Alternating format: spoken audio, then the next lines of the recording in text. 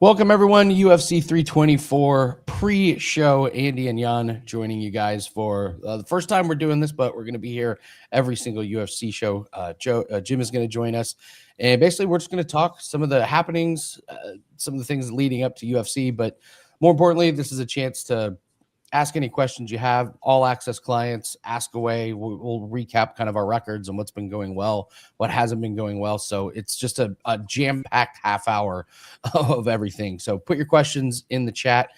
Jan, the big news, I guess I would have to say, is this Hernandez-Johnson fight where here we go again with an injured fighter. They knew it.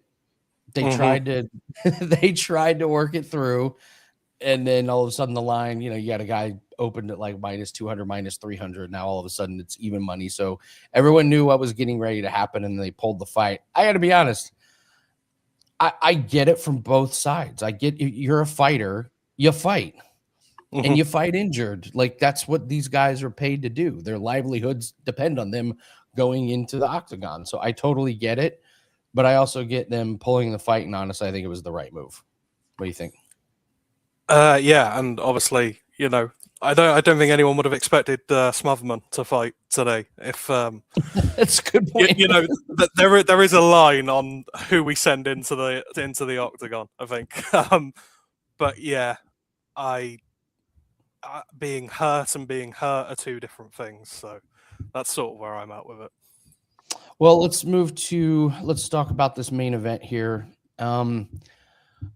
Sometimes you can take a lot away from weigh-in. Sometimes you can't. I thought there were several fights there were fighters that I am now just absolutely terrified of that I would to bet on.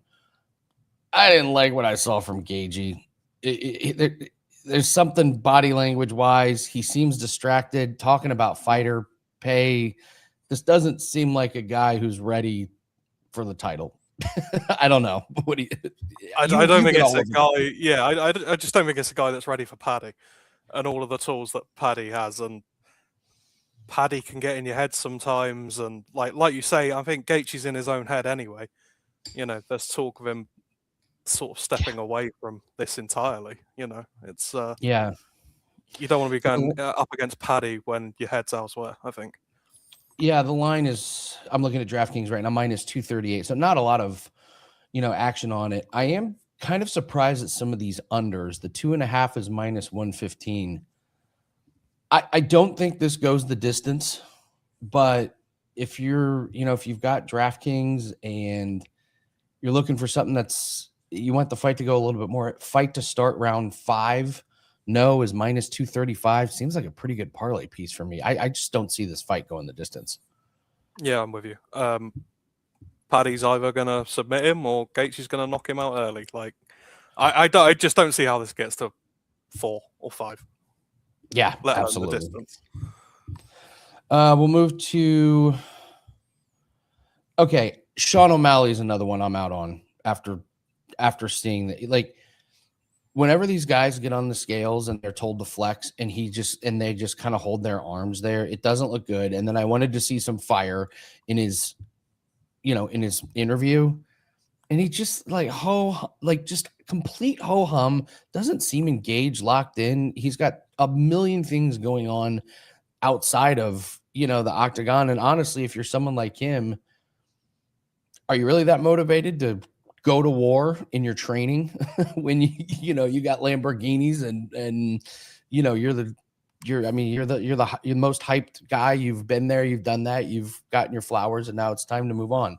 I don't mind Song at plus 180 at all. I actually kind of think I may sprinkle that one. Speaking of guys who have got their head elsewhere, Sean O'Malley right now. How does he at this point in his career get motivated to fight Song? This is such a exactly. What is the motivation behind this? I've already played Song personally. Okay, all right. So confirmation on that one. Derek Lewis, Waldo Cortez Acosta. I'm kind of stunned that the under 1.5 is plus 124. These guys had a pretty intense face-off, and now UFC is putting their money where their mouth is. You knock somebody out, you get a bonus.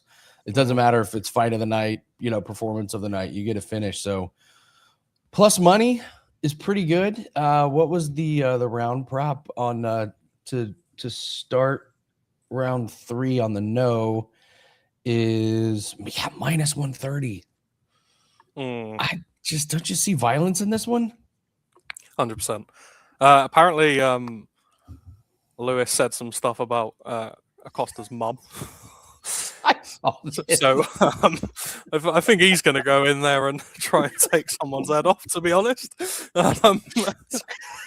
Grown professional fighters, your mother.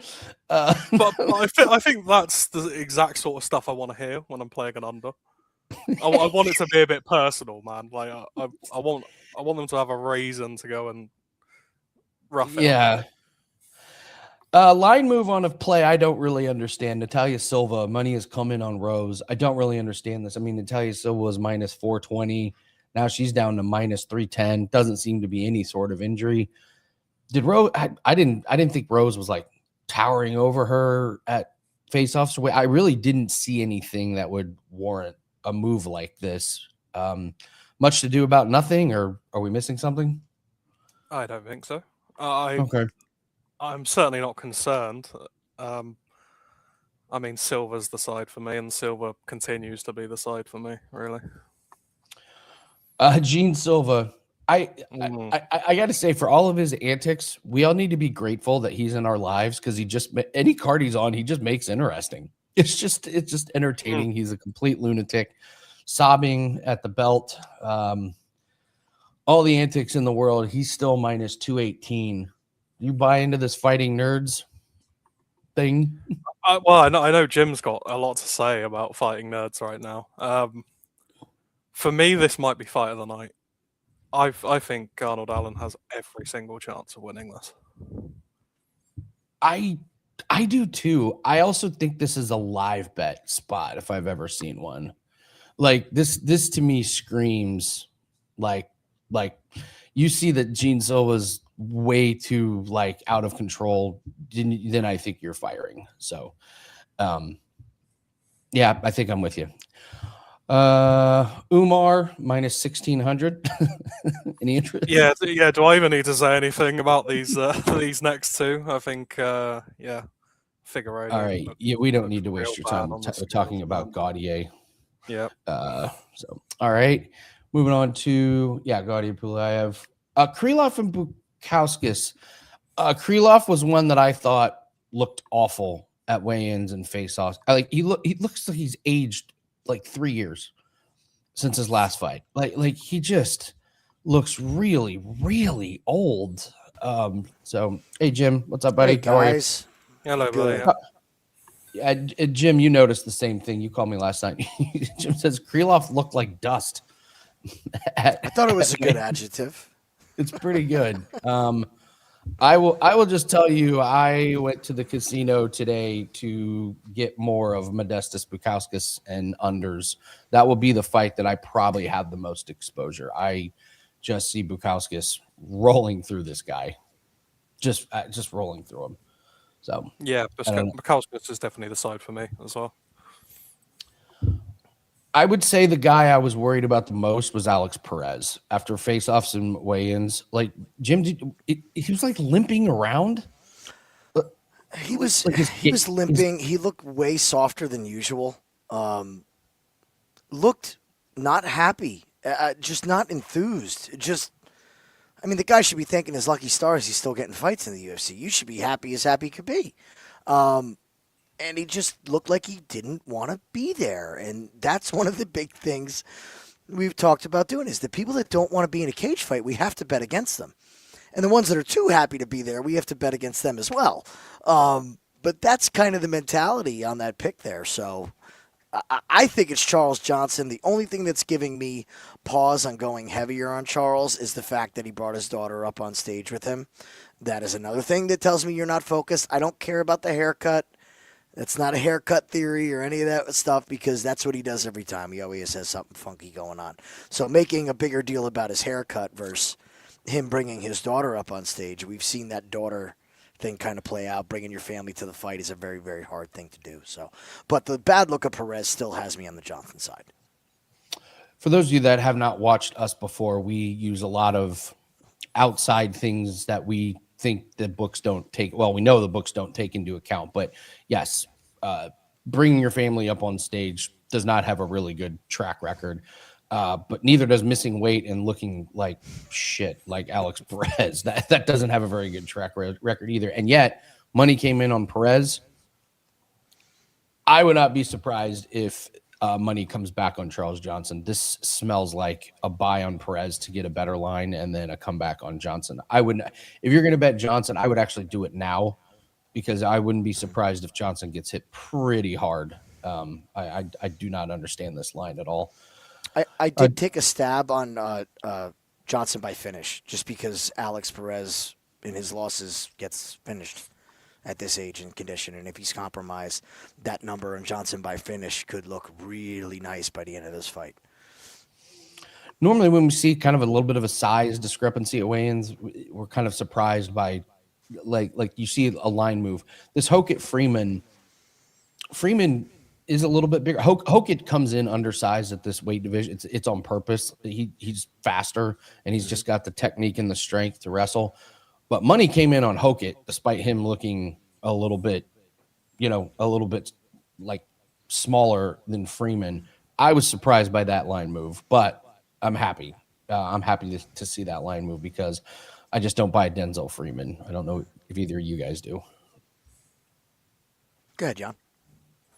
Yeah, I've been Team Hokett for a little while now, and I mean Denzel Freeman doesn't scare me in the slightest. I still think the price now is well worth playing.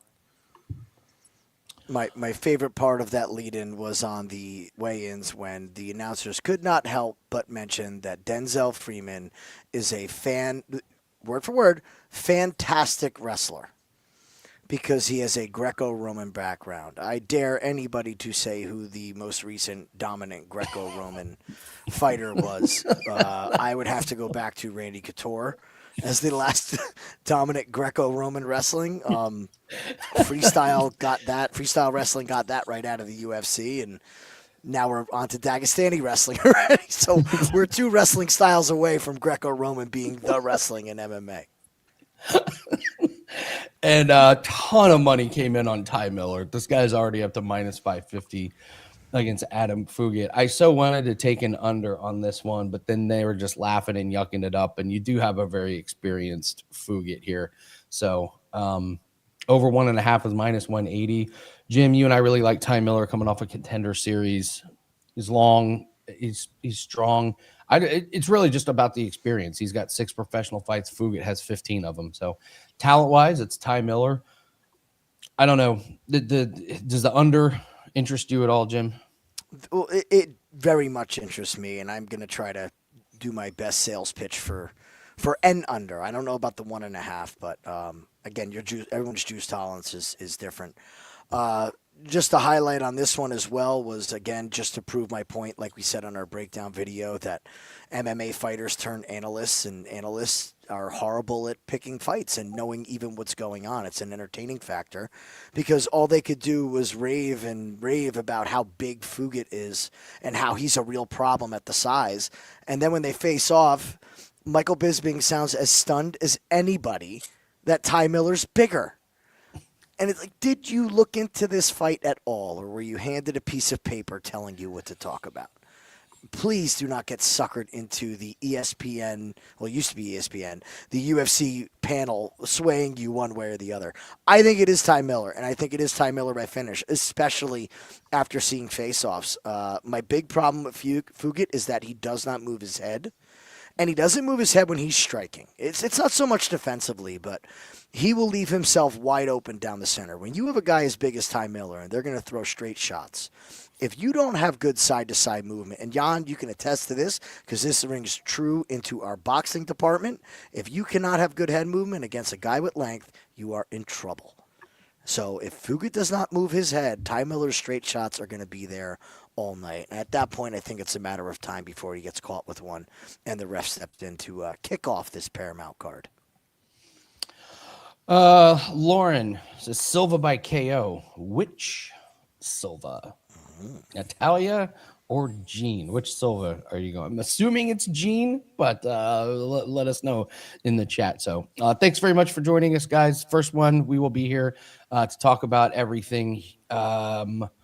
Let's talk about how the week went. Some things have been working for us. Boxing, we just have one play tonight, right? To close out our boxing. What happened in the first fight? I completely forgot it was yesterday. Didn't exactly go according to plan. I think I had him probably level on the cards when we went into the 10th. But shoulder injury, doctor stoppage, we got there in the end. So. Oh, it was the shoulder injury. All right, we'll take it. We were due. Nice job. After last week, we were due. Wanted to go our way. We were due. Yeah, that's fair. After the I can't see gate, so we're good. Cricket department, nice job this week. Where do we stand at in cricket? Like, are the tournaments, leagues, whatever? What's upcoming of the next couple of weeks? So Big Bash is got its final in the morning. SA20's got its final on Monday, I believe. But we're straight into the T20 World Cup now. So we're on to internationals and warm-ups for that comp as well. So that's us for now. Okay, so all you all-access clients, cricket plays, they'll be coming out over the next couple of weeks, but we do not play every single game, and this is not a high-volume sport. So Jan does a really good job picking his spots. So that's 5 straight winners, Jan. Excellent job. NBA has been pretty good this week. Had some really good success with the 4% plays, and I think we've discovered doubles tennis and 9-4 in the Australian Open. So we have one more play to go off tonight. I will tell you, I don't plan on putting in any plays, but then I see Jessica Pegula plus 1.5 is minus 450, and I think that's a fantastic parlay piece against Madison Keys.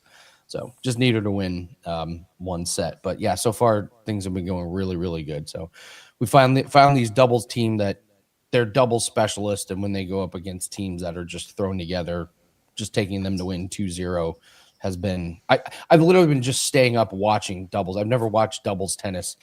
I'm like, what am I doing? And then you watch it and it's like, oh, it's really obvious who plays doubles and who doesn't. There was one men's team, they actually like ran into each other. Like ran into each other and tripped as the guy was pelting it down. And I was like, okay, this is good. So we can do that, Andy. We should start. It looked like you and me out there. Me and you. It looked like me and you out there. And the announcer was like, oh dear, that's what happens when you have a singles player not playing. Let's see. Hogan O'Malley and O'Malley Paddy money line are both plus 110. Don't overthink it. Wow. Shrekley, you're on O'Malley. I'm worried. I hope you cash. I'm a little worried about O'Malley, but I have to agree with you on Hokett and Paddy. Just do Hokett and Paddy. Yeah, there you go. Yeah, there you go. Yeah, do Hokett and Paddy. Do we agree that O'Malley is a massive public play? Like every time he fights, I'm talking about. Like, isn't just a massive public on O'Malley no matter who he's fighting and when? You would think so, but also he's fighting someone that is completely not public today. Yes, exactly. Yeah. So, like that would be the other thing us about O'Malley is like when he was fighting Merab, it was like, well, Merab, people like betting on Merab, but who's like, man, I can't wait to bet on Song Yadong. I cannot wait for that. So, let's see. A couple of NBA props to give out tonight. Cleveland, the Cleveland Cavaliers, Jalen Tyson. If you can still grab his 7.5 rebounds and assists, this is a client play 100%. Sam Merrill and I almost said Steve Merrill. Steve Merrill is out tonight for the Cleveland Cavaliers. He will not be playing. But Sam Merrill is out and Darius Garland is out as well. And when they are out of the lineup, he averages 11 rebounds and assists, and they have this number at 7.5. It's massively wrong. So if you want a free NBA play, we got that. We will be live right after this on the Winning in the Shadows YouTube channel, where we watch all the fights That's where you get your live bets, you get our commentary, in-fight wagers, taste tests. Yes, we do taste tests for different foods every single day. It's an absolute blast. Sometimes it can be unhinged, but it's a lot of fun. I posted it in the live chat. If you just scroll up to the top, the link is there, so you guys can join us.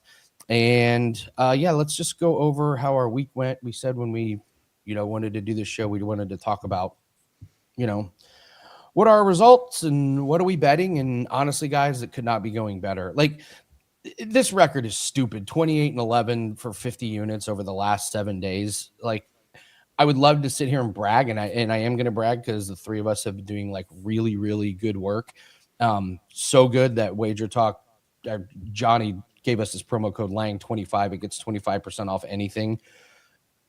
It's really built to get a year's special, and we know it's a really big commitment. So it's good through January. But if you're thinking about doing it, you're going to get all of our sports, all of our percentages. Don't forget lacrosse starts here in a few weeks. So Dan is going to be part of the team doing his lacrosse plays. And it really is just a long-term investment strategy. You don't have to worry about, should I get plays this week? Should I not? Like, you get a full year's worth of plays. I cannot guarantee that we are going to keep doing this, but last year been pretty open. Last year, it just was not a very good year for us. We had a 6-month run right there in the middle where it was terrible.